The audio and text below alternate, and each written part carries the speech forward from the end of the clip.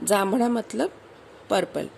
Okay, actually जामुन का जो colour रहता है, जामुन का देखा है ना, पर्पलिश कलर, तो उसको जांभळा कलर बोलते हैं।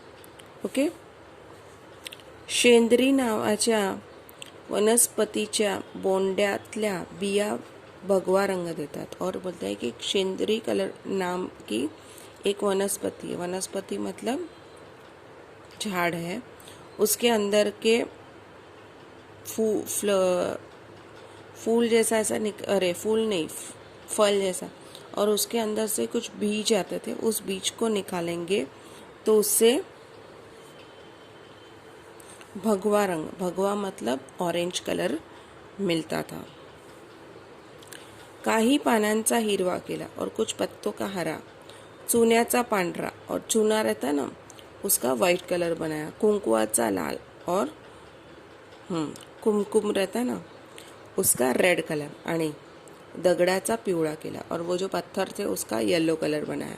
बांबूची कोवळी काढी ठेचून पुढचं टोच ठेचलं की त्याचा ब्रश व्हायचा।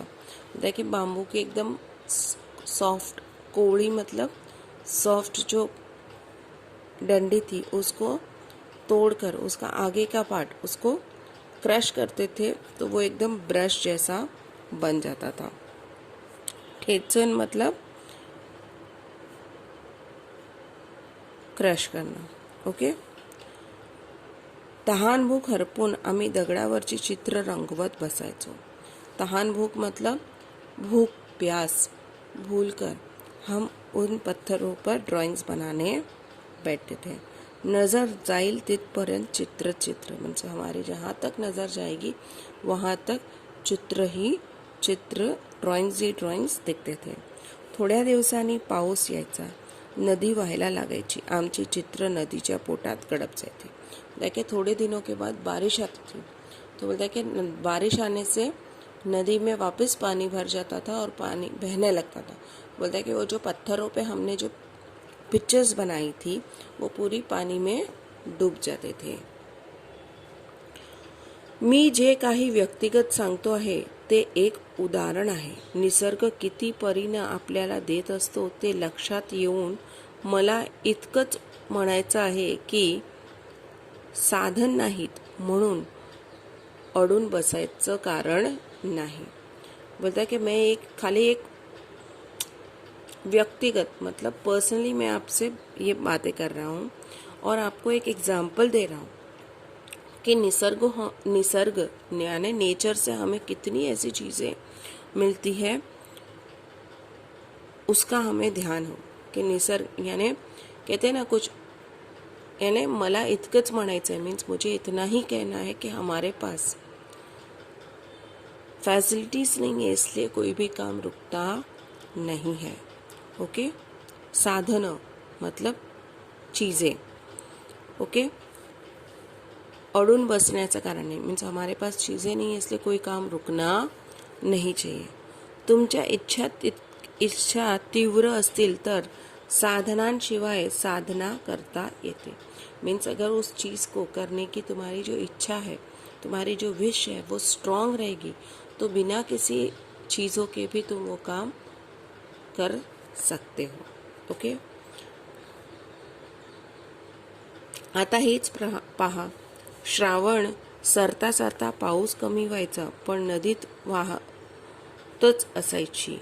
आमचा कॅनव्हास म्हणजे खडक मोकळा व्हायला पार चैत्र महिना उजाडायला तोवर काय करायचं। बोलते कि अब देखो श्रावण यानी श्रावण जाते जाते बारिश तो कम हो जाती है लेकिन नदी का पानी जो है वो कम नहीं होता है, नदी तो ऐसी ही भरी हुई रहती है।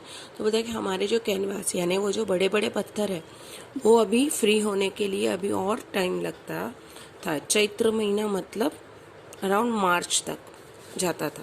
बोलता कि तब तक क्या करने का, त्यातून आम्हाला मातीचा नाद लागला, उसमें से हमें मिट्टी का पागलपन लगा। लाल भडक मौशार माती हाताला लोण्यासारखी वाटायची। मीन्स लाल भड़क गीली एकदम मिट्टी रहती थी, वो हमें हाथ में किसके जैसी, लोणी मतलब मक्खन जैसी लगती थी. मूर्ती कराव्यात असं ठरलं, पण हा मातीचा खेळही लपून छपून करावा लागे. कधी गोठ्याच्या मागच्या बाजूला, नाहीतर गावातील मंदिराजवळच्या बकुळीच्या झाडाखाली आमचा उद्योग चालायचा. होता है कि बाद में ऐसा लगा कि इसकी मूर्ति बनानी चाहिए, लेकिन ये भी सबसे छुप छुप के करना पड़ता था. कभी गोठा मतलब काउ शेड्स के पीछे की जगह पे, या तो फिर मंदिर के पीछे.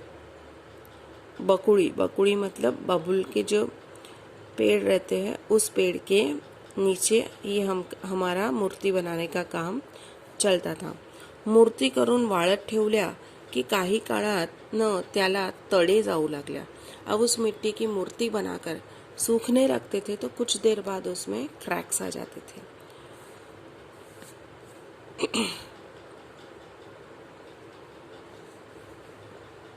और हिरमोड व्हायचा मतलब टूट जाते थे क्रॅक्स आके. त्यावर काहीतरी उपाय शोधायलाच हवा होता. मीन्स अभी उसका तो कोई तो उपाय, मैंने कोई तो सोल्यूशन निकालना ही था. विचार करता करता लक्षात आलं की गाईचं शेण ओलं असताना जसं असतं तसंच ते वाळल्यावरही राहतं. देखिए सोच सोच के ख्याल आया कि काऊ डंग जो रहता है वो गीला रहता है तभी भी वैसा ही रहता है, और सूखने के बाद भी उसमें क्रैक्स नहीं आते, वो वैसे के वैसा ही रहता था.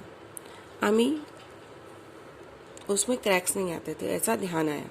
तो आम्ही शेण मातीत मळून घेतलं. आता मूर्ति थोड्या टिकायला लागल्या, इसलिए हम लोग ने मिट्टी में काउडंग मिला के मूर्तियाँ बनाना शुरू किया. तो अब जो मूर्तियाँ थी वो थोड़ी टिकती थी, उसमें क्रैक्स नहीं आते. तरीही जास्त दिवस झाल्यावर बारीक बारीक तडे जाऊन